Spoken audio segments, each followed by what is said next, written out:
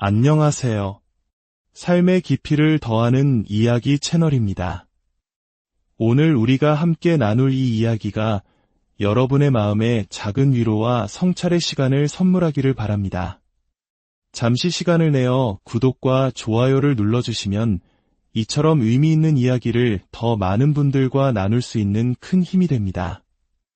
여러분의 따뜻한 마음 하나하나가 저희에게는 소중한 응원이 됩니다. 여러분의 삶에 늘 평안이 가득하기를 기원하며 오늘의 이야기를 시작하겠습니다. 사람이 늙으면서 주름이 왜 많이 생기는지 아십니까? 단순히 세월의 흔적 때문만은 아닐 겁니다. 어쩌면 가슴속 깊이 숨겨두었던 멍들고 아팠던 흉터들이 그제야 하나둘씩 얼굴 위로 모습을 드러내기 때문은 아닐까요? 오늘 들려드릴 이야기는 바로 그 지워지지 않는 흉터에 관한 이야기입니다. 왜 벽까지 노란색으로 칠했을까? 아이보리색이나 분홍색, 아니면 차라리 깨끗한 흰색이었다면 훨씬 좋았을 것을. 행복요양원에 들어설 때마다 나는 늘 같은 생각을 떨쳐버릴 수가 없었습니다. 그랬다면 적어도 지금처럼 누렇게 바래지는 않았을 텐데, 그 누리끼리한 색은 가뜩이나 숨만 붙어있는 늙은 환자들의 생기 없는 얼굴빛과 닮아있어 들어서는 사람의 기운마저 빼놓곤 했습니다.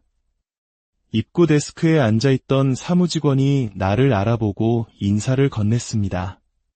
별일 없으시죠? 그러며 내가 아무 일 없느냐고 물은 것은 물론 이모의 상태에 관한 것이었습니다.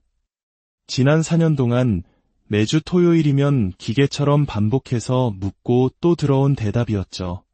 하긴 별일이 있을 리가 없었습니다. 다른 환자들과 싸우지만 않았다면 말입니다. 그것만 빼면 이모는 늘 잘 먹고 건강했습니다. 얼굴도 다른 환자들처럼 누렇게 뜨지 않았죠. 하반신 마비만 아니라면 요양원에 있을 사람이 아니었습니다. 내가 안심했다는 듯 고개를 끄덕이자 그녀가 나를 똑바로 보며 말을 이었습니다. 그런데 어쩌죠? 갈수록 참견이 더 심해지셔서 큰일이에요. 같은 방 쓰는 분들이 방 좀 옮겨달라고 난리예요. 그녀는 이참에 조카인 내가 좀 진정시켜 달라는 눈빛이었습니다. 이어서 이모가 또 같은 방 환자와 싸웠다는 사실을 알려주었습니다. 장시성을 가진 그 할머니요. 나는 건성으로 물었습니다. 벌써 한두 번 듣는 이야기가 아니었고 또 내가 어떻게 할 수 있는 일도 아니었으니까요. 이모가 어디 내 말을 듣는 사람인가요? 이렇게 요양원에 떨어져 사는 지금까지도 나를 당신 손바닥 위에 올려놓고 좌지우지하려는 사람인데 나는 한숨을 내쉬며 돌아섰습니다. 행복요양원은 시내에서 한참 벗어난 곳에 위치해 있었습니다. 덕분에 비교적 한적하고 공간도 넓었죠. 이모가 직접 고른 곳이었습니다. 여러모로 이모의 선택은 탁월했지만 내가 방문하기에는 불편한 점도 많았습니다. 내가 운영하는 가나안 김밥 가게는 학교 앞에 자리 잡고 있어 늘 바빴고 내가 짬을 낼 수 있는 시간은 일주일에 단 한 번, 학생들이 모두 쉬는 토요일 오후뿐이었습니다. 몸이 천근만근 무거워도 그 일은 내가 반드시 지켜야 할 도리이자 이모와의 약속이었습니다. 그렇게 비가 오나 눈이 오나 나는 4년째 매주 토요일 이곳을 찾고 있었습니다. 503호. 이모가 머무는 4인실이었습니다.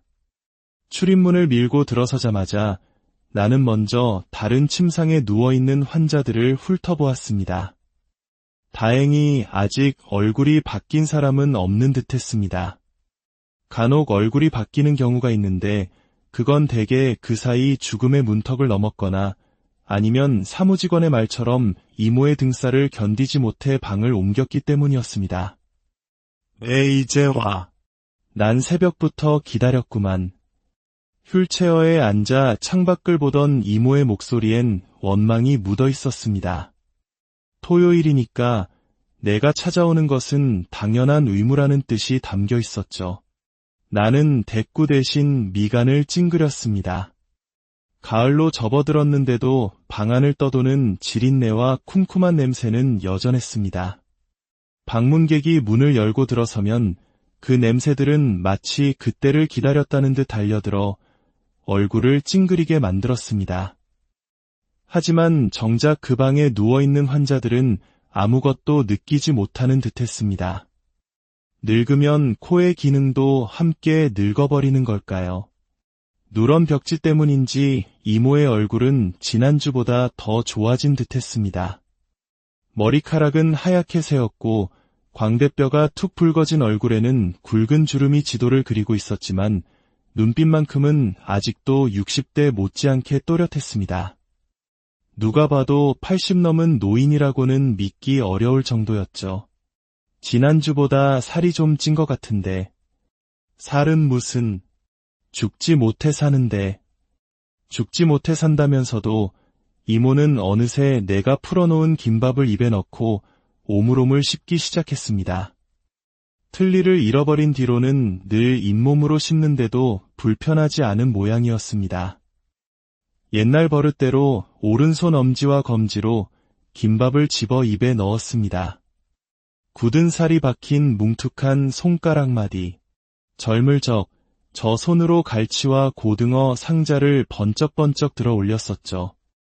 물 한 모금 마시지 않고 김밥 두 줄을 다 삼킨 이모가 이윽고 내 얼굴을 찬찬히 쳐다보았습니다. 나는 그 눈빛만 보고도 이모가 무슨 말을 하려는지 금방 알 수 있었습니다. 또 시작이구나.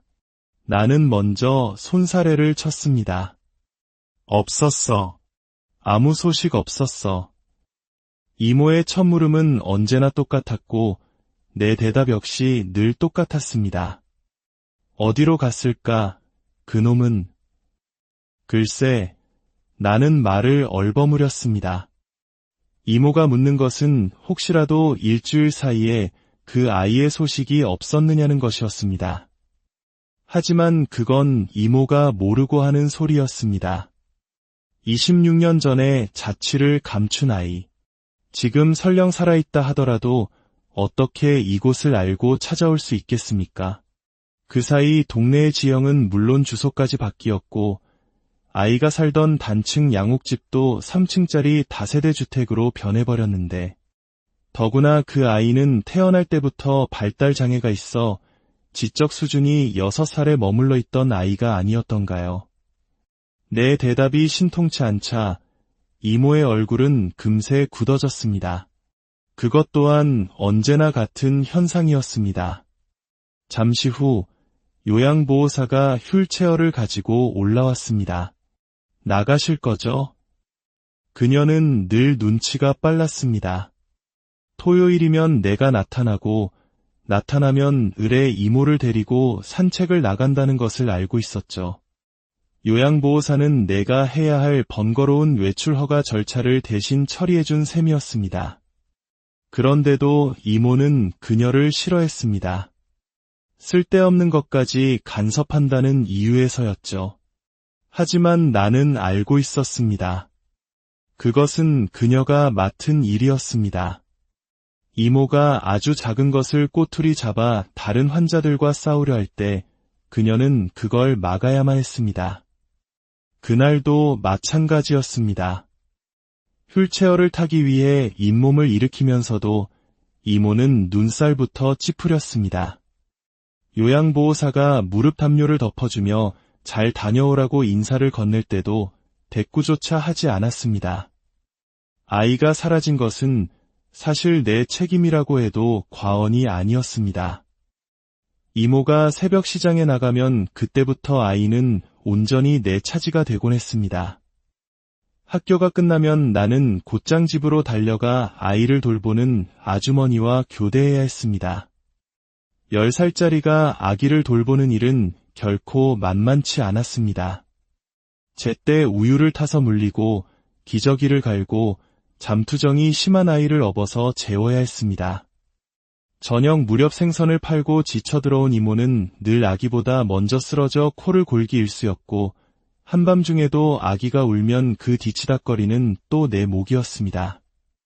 나는 아기가 자라면서 다른 아이들과 다르다는 것을 느꼈습니다. 행동도 굼뜨고 말도 어눌했으며 누구와도 눈을 잘 맞추지 못했습니다. 하지만 이모는 설마 하는 얼굴이었습니다. 세 돌이 지나서야 부랴부랴 병원을 찾아갔지만 이미 늦은 후였습니다. 나는 그때서야 아이가 발달 장애라는 것을 알았습니다. 아이는 유난히 빨간색을 좋아했습니다. 풍선도, 인형도, 심지어 숟가락까지 오직 빨간색만 찾았죠. 그런 아이가 집을 나가기 시작한 것은 10살 무렵부터였습니다. 야단을 쳐도 소용없었습니다. 잠시 한눈을 파는 사이 슬그머니 사라지곤 했습니다. 처음엔 동네를 벗어나지 않아 금방 찾을 수 있었지만요. 그런 날이면 이모는 아이 대신 나를 야단쳤습니다. 아이의 무단 가출이 잦아질수록 내가 야단맞는 날도 늘어났고 그러자 나는 차츰 이모에게 아이의 가출을 숨기게 되었습니다. 광욱이 오늘 집안에서 꼼짝 않고 잘 있었어. 그 거짓말이 결국 화근이었습니다. 아이가 영영 사라진 것을 알게 된 이모는 실성한 사람 같았습니다. 생선가게도 문을 닫은 채 몇 달 동안 아이를 찾아 전국을 헤맸습니다. 경찰놈들은 다 뭐 하는 거냐고 악을 쓰면서도 이상하게 나를 탓하지는 않았습니다. 오히려 그놈의 돈이 뭔지 그것 때문에 내 새끼 하나 잡았다며 밤마다 술로 가슴을 쳤습니다. 우리의 산책 코스는 늘 요양원 뒷산의 등산로였습니다. 포장까지 잘 되어 있어 휠체어를 밀고 오르기에 안성맞춤이었죠. 산길로 접어들었지만 이모는 여전히 기분이 풀리지 않은 얼굴이었습니다. 9월 되니까 하늘빛이 달라졌네. 내가 말을 붙였지만 가을 하늘이 다 그렇지 뭐 하고는 입을 닫아버렸습니다. 그때 저 위에서 506호 장씨 할머니와 그 아들이 내려오고 있었습니다. 이모처럼 척추를 다쳐 휠체어를 타는 신세였지만 그녀는 이모와 처지가 달랐습니다. 스라이 6남매가 모두 잘 풀렸다는 그녀는 입만 열면 자식 자랑하기 바빴습니다. 이모는 그 소리를 들을 때마다 누군 하나밖에 없는 새끼가 죽었는지 살았는지도 모르는데 라며 투덜거리면서도 부러워하는 얼굴빛이었습니다. 두 사람의 싸움은 늘 그 자식 자랑 때문에 시작되었죠. 우리와 마주치자 장씨 할머니가 아들에게 무어라 말했고 안경 낀 아들이 우리에게 고개 숙여 인사했습니다. 하지만 이모는 그에게 눈길조차 주지 않은 채 장씨 할머니를 쏘아보았습니다. 당신이 늘 자랑하던 그 아들이 저 사람이야? 그래, 내 둘째 아들일세. 재벌 사위라는 아들은 아파트를 여러 채 지어서 돈을 자루째 쓸어 담는다는 그 아들 말이야. 이모의 눈에서 번뜩 빛이 쏟아져 나왔습니다. 장씨 할머니는 난감한 표정을 지었고 아들은 당황하며 우리를 가로막았습니다. 한 요양원에 계시면서 말씀을 왜 그렇게 하십니까?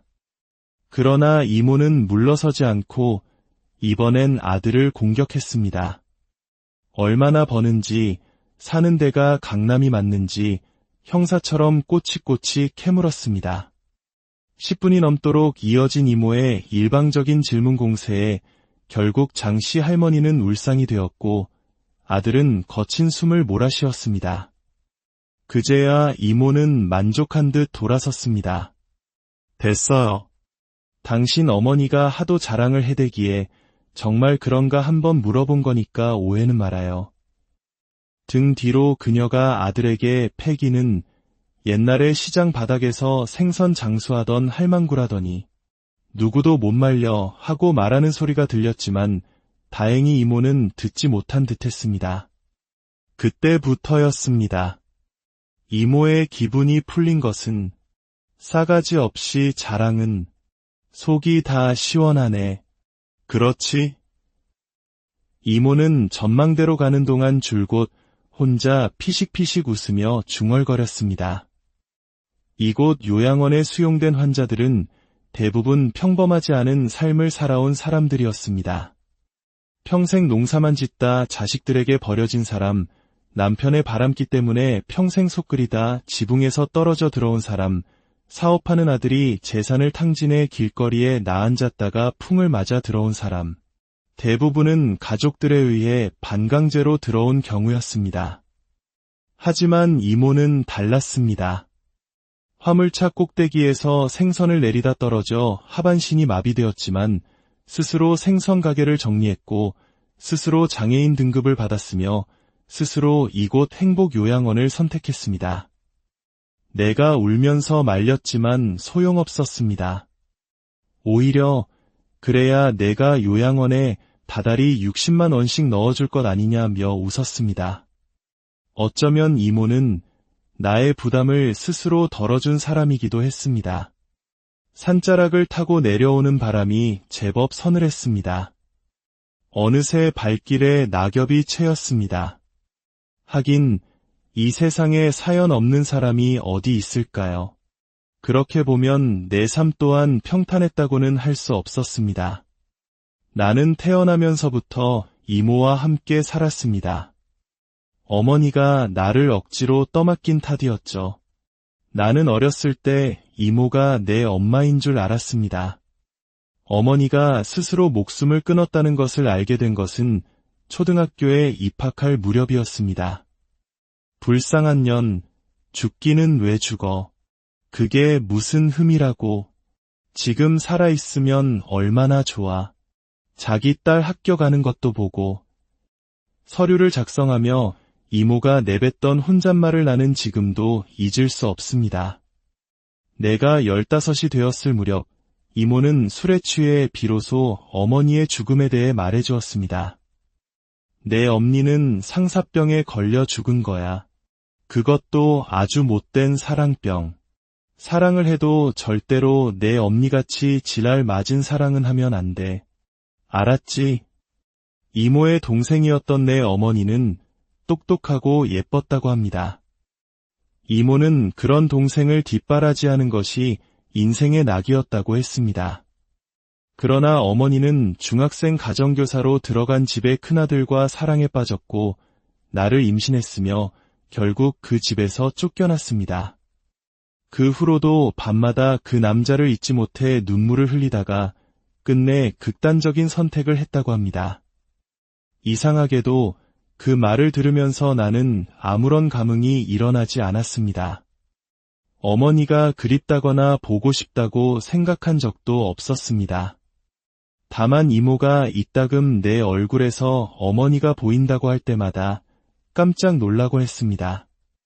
사람에 늙으면서 주름이 왜 많이 생기는지 아니? 노화 작용으로 생기는 거 아니야? 그게 아니야. 가슴 속에 숨기고 있는 멍든 흉터들이 그때쯤 하나둘씩 밖으로 나오기 때문에 생기는 거야. 정말. 그럼 정말이지. 아픔과 슬픔으로 얼룩진 흉터, 그건 좀채 지워지지 않거든. 시간이 약이라고? 아니야. 나도 그런 줄 알았는데 아니더라고. 한숨을 길게 내쉬며 이모가 나를 돌아보았습니다. 그놈이 올해 몇 살이지? 40 되지 않았어? 나는 아무렇지 않은 투로 대답했습니다. 사랑이라는 칼로 베인 상처는 영원히 회복되지 않는 걸까요? 나 역시 그랬습니다. 그 사람을 만났을 때 나는 그가 유부남이라는 것을 알면서도 거부하지 않았습니다. 검은 뿔테 안경을 끼고 너부대대한 얼굴로 환하게 웃던 남자. 그 사람이 웃을 때마다 나는 늘 안기고 싶은 편안함과 포근함을 느꼈습니다. 이모 하나로는 채워지지 않던 마음속의 허전함을 그가 꼭 채워줄 것만 같았습니다. 우리의 관계는 1년을 넘기지 못했습니다.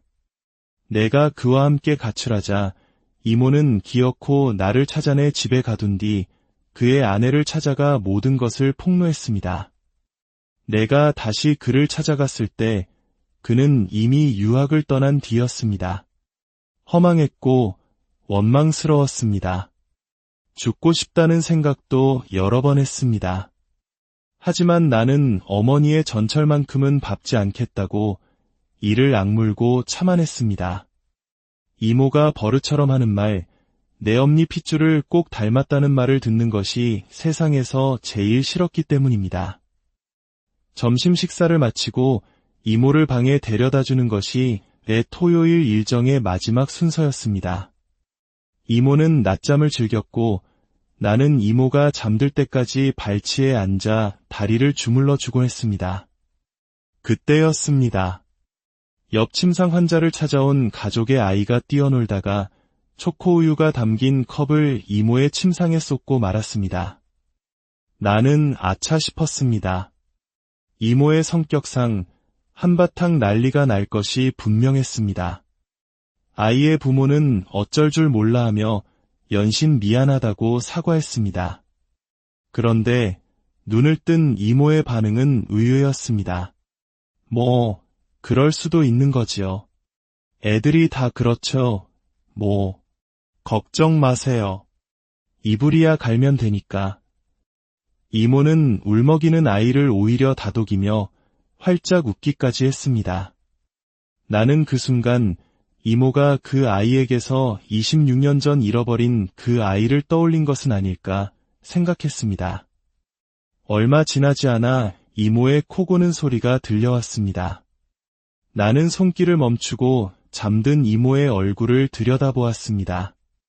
어느새 이모의 얼굴에도 요양원의 누리끼리한 빛깔이 묻어 있었습니다. 이모는 한 번도 외롭다고 말한 적이 없었습니다. 하지만 나는 알고 있었습니다. 이모가 다른 환자들과 싸우고 쓸데없이 간섭하는 그 모든 행동이 실은 지독한 외로움의 다른 표현이라는 것을. 요양원을 나서자 어느새 쿰쿰한 노인 특유의 냄새가 내 몸에 배어 있는 것 같았습니다. 아무리 손으로 옷을 털어내도 영원히 떨어지지 않을 것 같은 그 냄새. 그것은 결국 지난 세월 이모에게서 맡았던 바로 그 냄새였습니다. 핸들을 꺾어 큰 길로 나오면서 나는 문득 생각했습니다. 요즘 가격이 오른 시금치 대신 미나리를 김밥 속 재료로 써보는 건 어떨까? 학교 앞에 새로 문을 연 또 다른 김밥집이 자꾸만 마음에 걸렸기 때문입니다. 결국 이모의 얼굴에 새겨진 깊은 주름은, 그리고 내 가슴 속에 아물지 않은 상처는 우리가 살아왔다는, 살아가고 있다는 증거일지도 모릅니다. 오늘 이야기는 여기까지입니다. 여러분의 마음에 긴 여운을 남겼기를 바랍니다. 다음 시간에 더 깊이 있는 이야기로 다시 찾아뵙겠습니다. 편안한